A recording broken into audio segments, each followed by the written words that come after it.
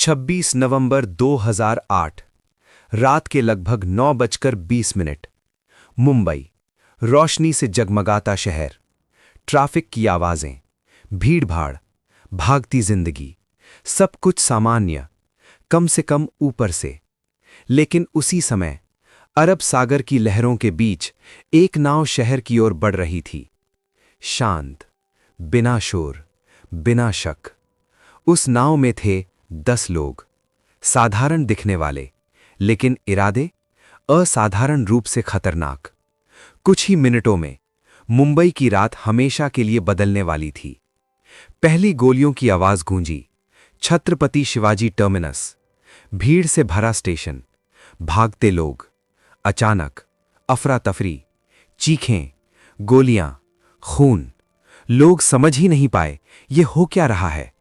शहर के दूसरे कोने में ताजमहल पैलेस होटल, लग्जरी, शान, इतिहास, और फिर धुआं, धमाके, गोलियों की आवाजें। टीवी स्क्रीन पर पहली बार मुंबई लाइव जलती दिखाई दी। हमले अब अलग अलग जगहों पर फैल चुके थे। Oberoi Trident hotel, Nariman house, restaurant, सड़कें, टैक्सी। ये कोई साधारण हमला नहीं था, ये एक समन्वित युद्ध था। मुंबई पुलिस तुरंत हरकत में आई। लोकल फोर्स, सीमित हथियार, सीमित जानकारी, लेकिन सामने दुश्मन बेहद प्रशिक्षित, बेहद निर्दयी।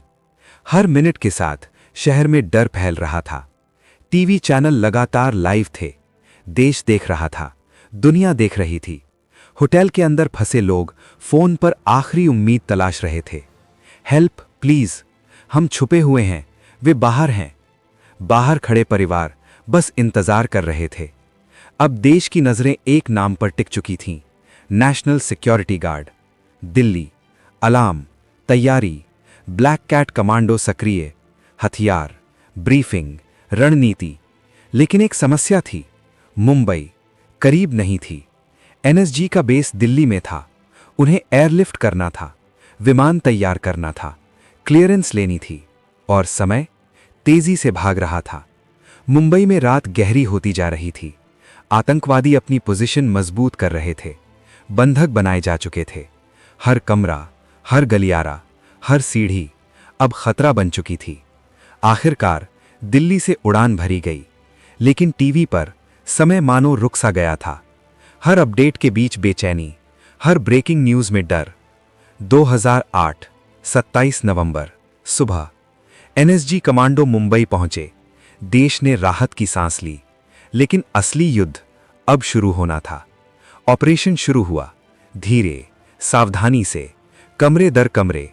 ये कोई फिल्मी मिशन नहीं था, ये वास्तविक था। हर दरवाजे के पीछे संभव मौत।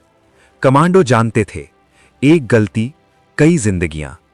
ताजमहल पैलेस होटल के अंदर अंधेरा, धुआं, टूटी खिड़कियां, जलते कमरे। आतंकवादी लगातार मूव कर रहे थे। ओबेरॉय ट्राइडेंट होटल में बंधक संकट, अनिश्चितता, तनाव। नरिमन हाउस, सबसे जटिल ऑपरेशन। घंटे बीतते गए। 1 दिन, 2 दिन, 3 दिन। टीवी स्क्रीन पर लगातार वही दृश्य, धुआं, फायरिंग, ऑपरेशन जारी। देश जाग रहा था, मुंबई जाग रही थी। 2008 29 नवंबर आखिरकार ऑपरेशन समाप्त घोषित किया गया। खतरा टल चुका था, लेकिन नुकसान अकल्पनीय था। शहर घायल था, देश स्तब्ध था, और सवाल अब शुरू हुए। इतना लंबा क्यों चला? क्या इसे जल्दी खत्म किया जा सकता था? क्या शुरुआती प्रतिक्रिया अलग हो सकती थी? जांचों और विश्लेषणों में एक बात बार बार सामने आई, समय, दूरी, लॉजिस्टिक्स। एनएसजी की दूरी, दिल्ली से मुंबई, हर मिनट की कीमत। हमले के बाद भारत ने एक बड़ा निर्णय लिया। नेशनल सिक्योरिटी गार्ड के रीजनल हब बनाए गए, मुंबई, कोलकाता, हैदराबाद, चेन्नई, ताकि अगली बार समय दुश्मन न बने। क्योंकि 26/11 ने एक कड़वा सच दिखाया, आतंक सिर्फ गोलियों से नहीं, बल्कि देरी से भी जानलेवा बन सकता है। कभी कभी युद्ध मैदान पर नहीं, घड़ी की सुइयों पर लड़ा जाता है। और उस रात समय ही सबसे बड़ा किरदार था। हर मिनट डर बढ़ा रहा था, हर मिनट दांव ऊंचे कर रहा था, और हर मिनट इतिहास लिख रहा था। 26 नवंबर 2008, मुंबई की वो रात जिसे समय भी कभी मिटा नहीं पाया।